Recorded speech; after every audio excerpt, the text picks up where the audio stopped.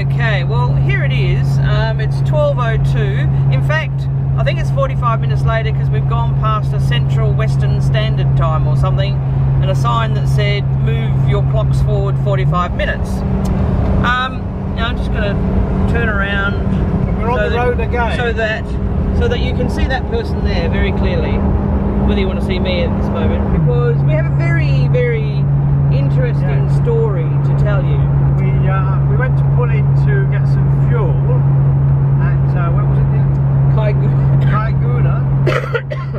And I didn't have any brakes. I thought I did not have any brakes.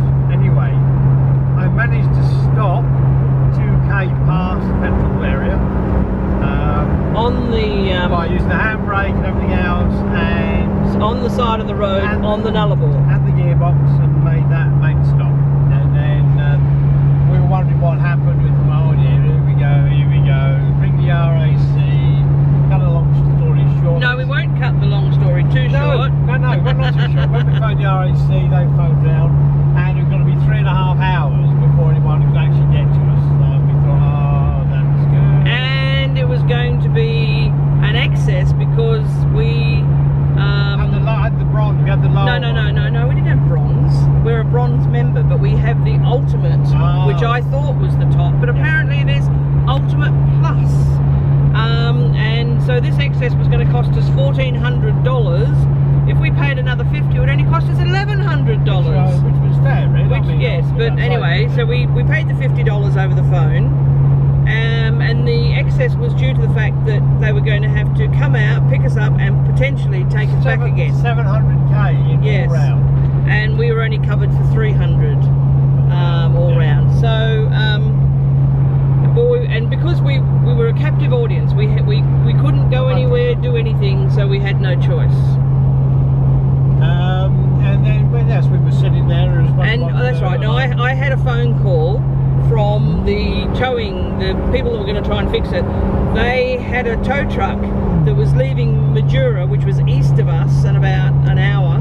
He was heading back to Norseman, and he would stop in and see us. He couldn't necessarily do anything because he wasn't a mechanic. And you already had to pick up anyway. Yes. Bring it. Yes. So he wasn't coming out specifically to see us. He was on his way back to Norseman. So.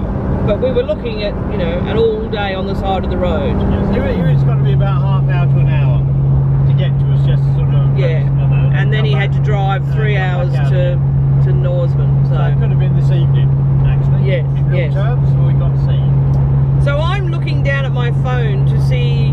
Fortunately, this is the biggest fortunate of all, that we actually broke down where we had a signal in the middle of the Nullarbor. This is one of the few places that you have a full signal. So I was looking on my phone, Mr. Google, about what could cause the over-revving of an engine, which would in turn prevent you from being able to brake, etc. When I'll tell you my side, then my husband can tell you, and yes, he is still my husband. I was looking at my phone when the car started and didn't, over-rev, nothing. The car just started beautifully. And then I turned and I looked at my husband, look at the camera husband, and he had a wry smile on his face. And I said, what happened? What did you do? Now, he can tell you his story. Well, we have on the GQ, there's a throttle knob, which is very similar to a choke. But it's not a choke, it just actually pulls the accelerator down, so you can actually fix it. It shouldn't really be used as a cruise control, but it's used for instance, when you're using a winch and you need a little bit more revs to use the winch on, or else the engine comes out, so you use that little knob to hold it on. But I tend to use it when I'm doing long trips as a cruise control, which I shouldn't. Anyway, this particular occasion I'd been using coming up to the petrol station. I forgot I had it out, so it was revving, it was cruising around about sort of 1995 with this on, and my foot off the accelerator to rest my foot. When we came to brake to go into the petrol lane, I completely forgot about it, and obviously I couldn't stop. The brakes didn't seem to be working. I thought it was the brakes to start off with, but it was the brakes versus a 4.2 litre engine revving at 3,000 revs, or just under 2,800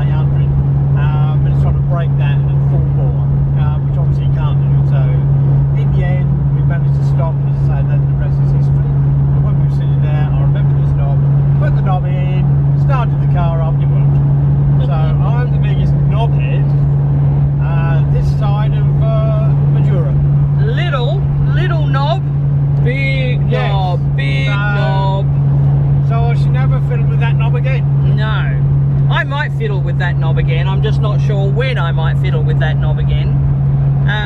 But we actually are very proud of ourselves, because instead of getting really, before we knew that it was a little knob and a big knob that caused the problem, we were actually looking at all the positives. That A, we broke down where there was a signal so we could make contact with someone. That we hadn't... It wasn't too far from the roadhouse. Wasn't too far from the roadhouse. We could have walked back, or we could have got one of the bikes out of the van and ridden down. That we hadn't jackknifed or rolled the car in the difficulty in trying to stop the patrol with this great caravan on the back of it. So we were looking at all the positives, and instead of feeling sorry for ourselves. And I also actually said, as I was getting out of the car, before I knew what the problem was, I actually said, look Ray, one day we'll laugh about this. We'll look back and we'll laugh about this. One day, but in a half hour we'll laugh about it. Well, yes, I have to say, I'm not angry. I'm just relieved, and we are laughing, and there's just no point in not laughing.